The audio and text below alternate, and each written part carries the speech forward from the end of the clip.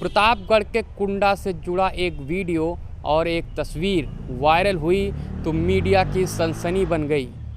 Media की सनसनी वो वीडियो और तस्वीर इसलिए बनी क्योंकि वह वीडियो एक राजनीतिक समीकरण का संदेश दे रहा था और उस तस्वीर को साफ कर रहा था जो पिछले एक महीने से उत्तर प्रदेश की सियासत में धुंधली नज़र आ रही थी। जी हाँ, वीडियो है जनसत्ता दल पार्टी के राष्ट्रीय अध्यक्ष और बाहुबली विधायक रघुराज प्रताप सिंह राजा भैया और मोदी सरकार में मंत्री संजीव बाल्यान और कौशाम्बी लोकसभा के प्रत्याशी विनोद सोनकर की। आपको बता दें कि रघुराज प्रताप सिंह अपना अलग दल चलाते हैं और इससे पहले वह निर्दल चुनाव लड़ते थे, लेकिन कुछ सालों से वह भारतीय जनता पार्टी का अप्रत्यक्ष रूप से साथ देते थे। 2024 लोकसभा चुनाव में वह भाजपा के साथ मिलकर चुनावी मैदान में उतरने की प्लानिंग भी बना चुके थे, लेकिन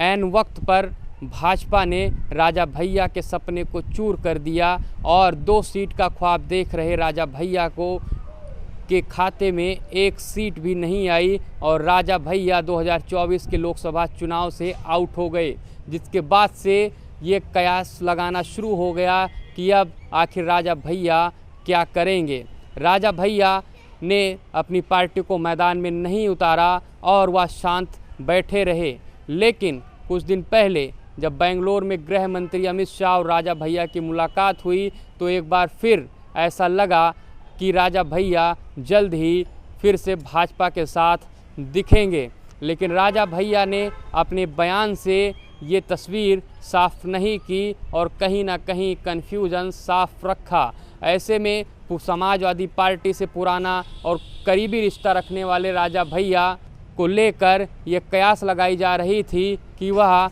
समाजवादी पार्टी की तरफ भी समर्थन दे सकते हैं।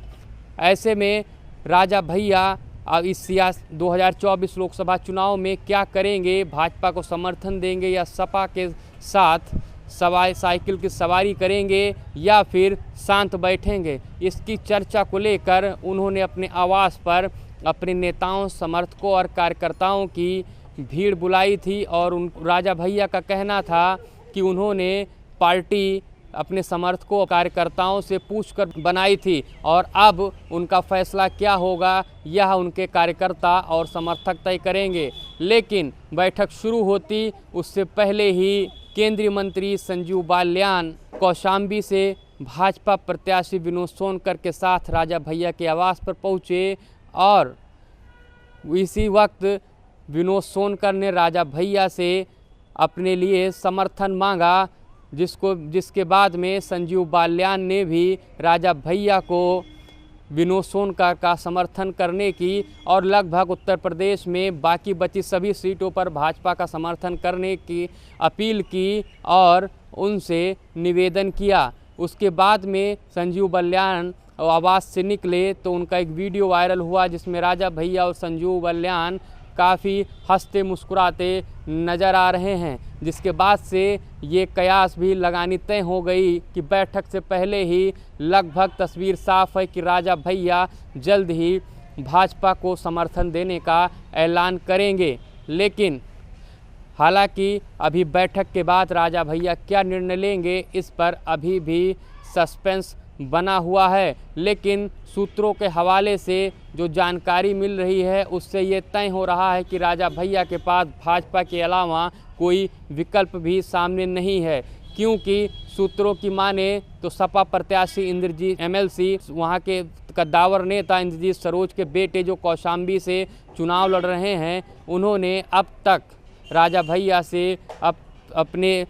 पक्ष में समर्थन नहीं मांगा है। ऐसे में विनोद सोनकर जो कहीं ना कहीं राजा भैया के विरोधी माने जाते थे, वह उनके आवास पर पहुंचकर उन्होंने समर्थन मांगा है और इससे पहले गृह मंत्री अमित शाह ने भी राजा भैया से कहीं ना कहीं साथ आने का हाथ बढ़ाया था, जिसके चलते लगभग तय हो चुका है कि राजा भैया एक बार फिर कमल के साथ और कमल को जिताने के लिए और मोदी को तीसरी बार प्रधानमंत्री बनाने के लिए उनके साथ आएंगे। लेकिन अभी अंतिम निर्णय राजा भैया को लेना है। वहीं धनंजय सिंह ने भी, जो क्षत्रियों के बड़े नेता माने जाते हैं, उन्होंने भी 5 बजे अपने कार्यकर्ताओं समर्थकों की बैठक बुलाई है। ऐसे में क्या राजा भैया और धनंजय सिंह दोनों एक साथ फैसला लेंगे और एक पार्टी को समर्थन करने का फैसला लेंगे, या फिर दोनों के रास्ते अलग हो सकते हैं? ये भी अभी बड़ा सवाल बना हुआ है। हालांकि दोनों का जवाब कुछ ही घंटों में या फिर 1-2 दिन में सामने आ जाएगा।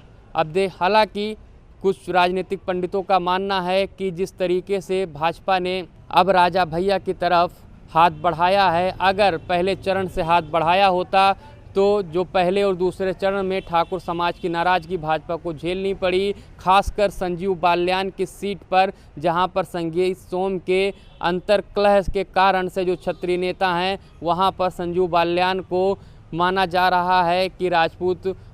राजपूतों ने कहीं ना कहीं भाजपा से किनारा किया है। और अगर पहले भाजपा ने राजा भैया का साथ लिया होता तो जो शुरुआती चरण में और संजीव बाल्यान की खास सीट पर जो नुकसान हुआ है, जो ठाकुर समाज अलग गया है, वह ना जाता और भाजपा को उसका फ़ायदा होता। फिलहाल तस्वीर कैसी होगी, राजा भैया क्या फ़ैसला लेंगे? क्या राजा भैया जो कहते हैं कि हम बिना शर्त के लगभग 5 साल से भाजपा को समर्थन दे रहे हैं, लेकिन भाजपा ने कभी उनके लिए कुछ नहीं किया, क्या राजा भैया एक बार फिर, क्योंकि अब उनको देने के लिए कुछ नहीं है, क्योंकि चुनाव अंतिम दौर में चल रहा है, तो ऐसे में क्या राजा भैया एक बार फिर बिना शर्त के भाजपा को समर्थन देंगे, या फिर वह बिना मन के समाजवादी पार्टी के प्रत्याशी या फिर समाजवादी पार्टी को समर्थन करेंगे? राजा भैया वैसे तो कई सीटों पर प्रभाव डालते हैं, लेकिन कुंडा और बाबागंज सीट कौशाम्बी लोकसभा सीट में आती है। ऐसे में कौशाम्बी लोकसभा सीट पर कौन बनेगा सांसद, यह राजा भैया के समर्थन से लगभग तय होगा। राजा भैया जिस तरफ जाएंगे उसका पलड़ा लगभग भारी हो जाएगा। कैमरामैन रमाशंकर यादव के साथ रमन मिश्रा, NTTV भारत, लखनऊ।